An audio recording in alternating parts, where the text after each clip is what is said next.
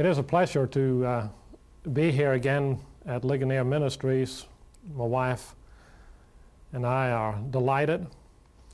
For those of you who may not know it, my name is Gren, and we do go by Gren at home. However, it is a little difficult to keep up with marriages, and my wife has been married 3 times. Jim Elliot, you may very well know about. Her second husband was Addison Leach, a college professor.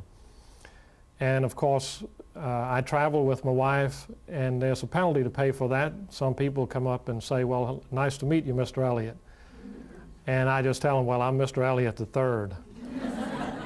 It is a privilege to be able to have my wife speak, and God has indeed given us a combined ministry in that I handle the books and the taping of conferences.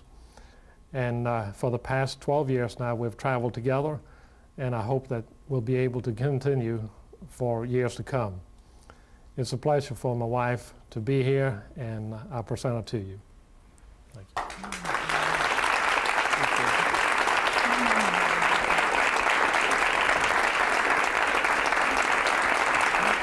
Thank you so much. I'm so glad that you can meet my husband, Lars. And it is nice that you can relax and realize that his self-image is not going to be damaged if I talk about husbands numbers 1 and 2. In fact, when people ask him the question, well, what about your self-image when your wife is the one on the platform and you're always the one at the back? He says, don't worry about my self-image, I don't have one. He and I grew up long before anybody thought about self-images, so it's not something that has bothered either one of us.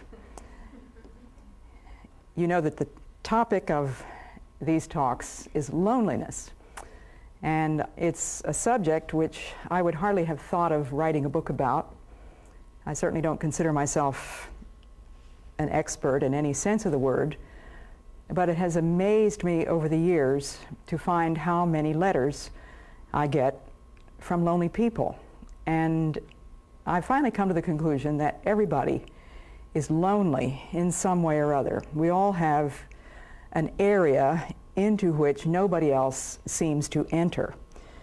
And although probably many of you would say, well, I would not call myself a lonely person, perhaps by the time I get finished, you'll understand that I am referring not only to a personal condition, but also to a human condition.